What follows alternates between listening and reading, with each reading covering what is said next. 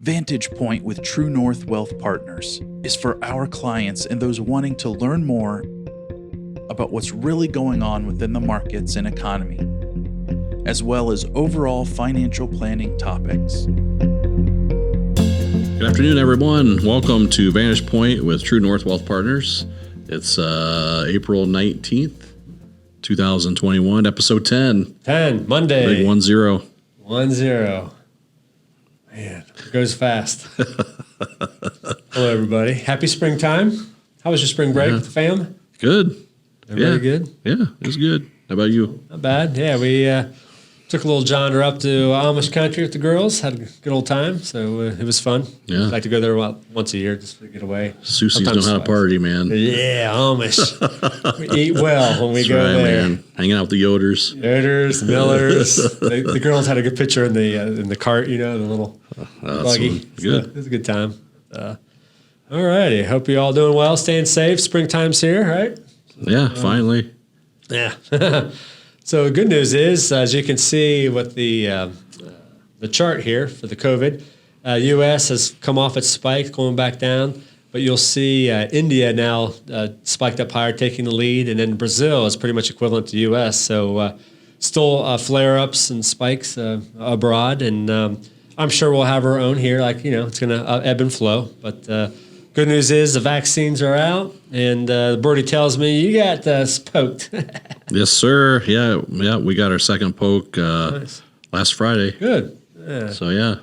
It's good. And actually, I broke down, folks. So, yeah, I'm not a big needle guy. I don't go to the doctors that often. But my wife and I got our shots. So we had to go away. We couldn't do it here locally. So it was actually in Marysville at the state fair or what have you, a barn out there. And so we showed up, and we didn't know what we were getting. Well, we got the evil Johnson & Johnson one shot. So if I croak here, just go sue them.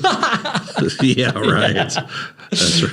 But that was a couple weeks ago. We're good, so everything's fine. But on a more serious note, it's interesting how they suspended it temporarily, but they're going to roll it back out here at the end of the week. Is what they're saying. Yeah. There were 6 people that had adverse reaction out of almost 7 million. One person did die, but they identified that. So it's you can die of other ailments just as much of that. So we'll take those odds. Yeah. But, it's kind of interesting. They did the U.S. Census did a survey, and they said it was mid-March, and they said 4.2 million Americans are still not going to go to work for fear of getting COVID or passing it.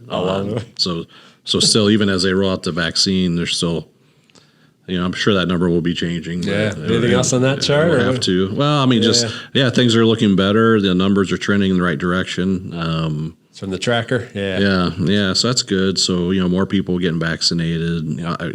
So it's good to see. Just little tidbits that things that you would normally think of that people who are active, who get COVID are more less likely to be hospitalized, things like that. So good to see. Yeah, no. And moving on from that, I guess the CEO optimism, obviously that's rising. That came out. So they're climbed to 73.2. So that's the third best level on record. So it did jump 6.1 points from 67.7 to 73.2. So that's another Q1. That's the gauge and the CFO optimism rating. Again, it came from NDR, Ned Davis Research, our strategic partners. So companies, things are opening up. That's why we're still the same quad 2 in Q2. So remember the quads 1, 2, 3, 4. 1 and 2 are good. 3 and 4 are slowing. So we're still in the quad 2 and quarter number 2. So the show goes on. The show goes on. So just keep on going. Spend the money, all your checks, and talking about this like businesses and real estate and things of that nature. So article came out from Business First and Chase and Jamie Dimon and Nationwide, et cetera. So, they're like the 4th largest employer in Greater Columbus. They have about 3 million square feet. But obviously, they're going to go to an open seating arrangement. And what that means, basically, quote, as a result, for every 100 employees, we may need seats for only 60 on average. So that's significantly going to reduce our need for real estate. So we've been talking for real estate over the past year. Mm-hmm. So again, commercial real estate, office buildings, and particularly, it's going to be very interesting because the bottom line, the CEOs, CFOs are seeing they're making a crap load of money right now. That's why the earnings Q1, Q2 are the comps are awesome. So they can see it and bet and use that money elsewhere, et cetera. Nationwide, a third of their 28,000 employees are working from home full time. CEO Kurt Walker said he estimates that this will rise to nearly half its workforce in the future. So they want to go to half work from home from Nationwide, et cetera. So just wanted to give you up to date on the real estate aspects of things. You know, I guess consumer spending, like we talked about, get out there, spend your checks. People are doing it. So, right. It's good. Yeah. So on this chart, which you'll see, anytime there's three indications when the months when the stimulus payments were made, in March of last month, the stimulus payment was made, but you'll see the retail change or rate of change, the ROC rate of change, almost 10%. So a nice spike up there in March. At the end of in January there was, May there was. So, again, they're just pumping the prime consumer spending, roughly almost 70% of the GDP. Yeah. So they want to keep that. Keep that going. So they're talking about a fourth stimulus, possibly. I know. Let's talk about the infrastructure, quote unquote. So that's going to be whatever that's going to end up being, $2 to $4 trillion. But then they're going to come back in a few more weeks and bring out another infrastructure, but it's going to be for, what's the word I want to use? The taking care of the people on need and just keeping people dependent on the government, quite frankly, is what it is. So the government programs and throwing a ton of money that way. So that's a whole nother, but they're calling it infrastructure. So be aware of that. Too much money. Too much money out there. Get overheated. Yeah. But the good news is earnings, we're knee deep into it. So this week, there's a lot of earnings coming out. They started last week, but good ones last week. Yeah, what's the number there? JP Morgan and some of the banks came out. Insurance, financials, and there was a couple insurance companies did really, really well. T. Rowe, you mentioned, I think earlier, that the report. 25%. I think it was year-over-year growth. Awesome. Yeah. So 25, 30% they're doing, higher. Who'd have thought that? Yeah. So earnings are still good. Whiz. Yeah. They're still not paying any interest though on your checking accounts. So rates are low for a reason. So. They make all the money. They want the country to get in debt, so rates are going to be low. So it has to keep it low because they can't raise it that fast, that soon, because the interest charged on the servicing of debt, the revolving debt that we're loading up on, it'll just crush the economy. Yeah. It's going to be a balancing act. That's why, next year, nothing this year. Next year there might be one, and we'll go from there. So what does a bank do with my money? I don't know. They just they invest it, right? I mean, they're going to invest it. They're going to. They make 12%. They're going to make more money off you than correct. That's exactly right. They're going to pay us what 0.01. 0.01. And they're going to So banks aren't necessarily evil, maybe, but I don't know. Goldman Sachs, who were on a call earlier this month on 4/1, they're revised their earnings and 4,100 or 4,000, what have you, in the S&P. They're saying 4,300 for the S&P. So roughly, what they're saying. 10-year about 1.9. That's just coming from Goldman. Also, Hedgeye saying about 1.9 as well. Again, these are strategic partners that we use along with Argus, NDR, Ned Davis Research, et cetera. Dollar is still going to be going down, weakening from here. GDP, Goldman saying about 7%, a little over 7%. Other firms are in the 6 camp. World GDP has been risen up as well, increase upward to 6.8 for the world GDP growth rate.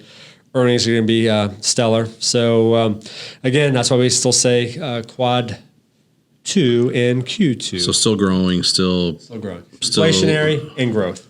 Yeah. It's not, but inflation, I think it sounds like it's going to be pretty moderate. Yeah. In control, not crazy hyper. Nothing crazy. No, it'll be 2.5, 3% range of which they want it to run hot anyways, which is fine. Yep. We just don't want to see the in the 80s, the 15, 18, 20%. That's the craziness. But that's why we have certain asset classes to partake in that. Yeah, what else is going on with with the speaking of the currencies, like the Bitcoin, and all that. So that was crazy last week. So tell me, you made some money, and things sort of. I was about ready to retire. My $300 is it almost hit 1,000, and it was kind of funny just watching it, thinking. I mean, it was all over the place. But yeah, it wasn't Bitcoin. It was Dogecoin, Dogecoin, and some other. Yeah, so that was the crazy one. It was up. I think it was up 400 or 500% last week. So it's come back down a little bit. And then just from like mid of last week, going back to Bitcoin, we're talking about now. Yeah. 5,400. 54,000, roughly. It went up to almost 64,000, like 63 and some change. Yeah. All within a few days last week. And over the weekend, it crashed back down. And today, I think it's back down to 54,000, if I recall. So that's like a 10 to 15% swing in just in a few days. It's incredible. I don't see how. I wouldn't want my currency to act like that. And I can't imagine once they introduce some of these ETFs and mutual funds. I think it's going to make it worse. I mean, I think it's going to become more volatile because you got more people trading. It, yes. And volatility. Yeah, the shares trading just like everything else. So it's, we're watching it. You have some exposure, but on the fringes. We'll just see how it goes. But yeah, we did want to follow up on that month of my Bitcoin journey. Bitcoin journey. That's where it's at. That's why my kids are like, hey, where you at? Where you at? No, thus far. Airline industry, things are opening up, travel. Things are, economy's opening up. Should be still good another few good months here. So we're letting the dogs run. I'll do a rebalance later on in the summer and go from there. Overall, though, earnings are good. GDP is good. Inflation. Oh, we did talk about the 10-year. So the 10-year did consolidate back like we talked about, coming off the 1.75.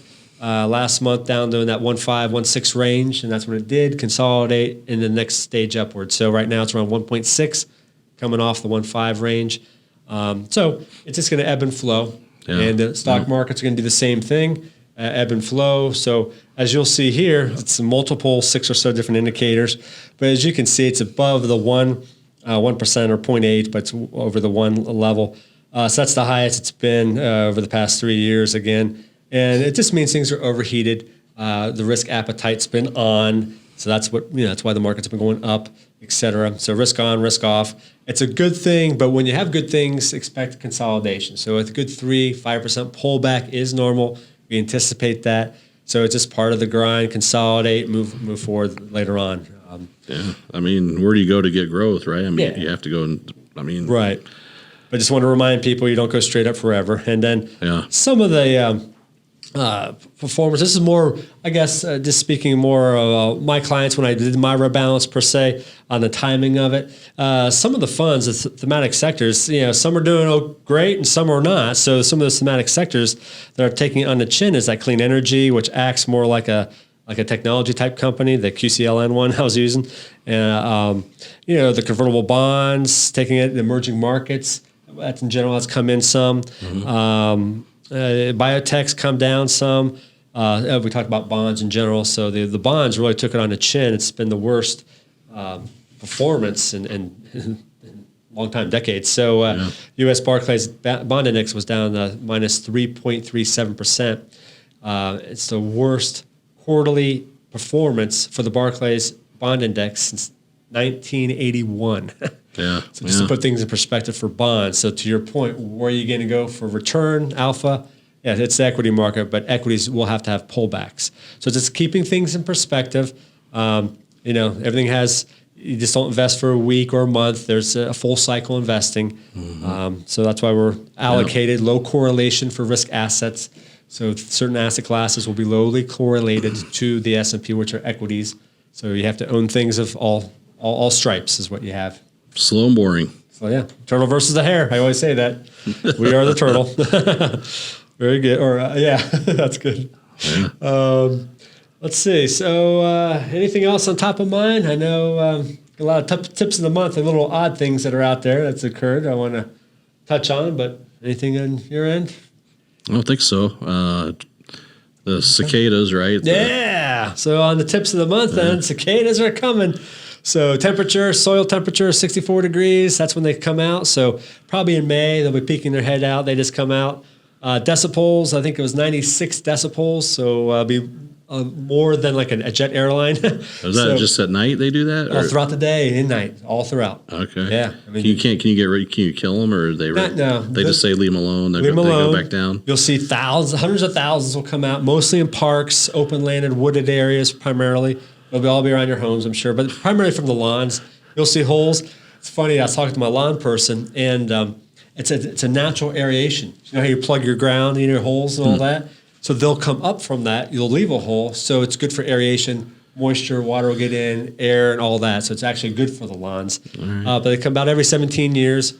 When you hear the noise, that's just the males attracting their mate. They're rubbing their wings. So you got the cicadas coming.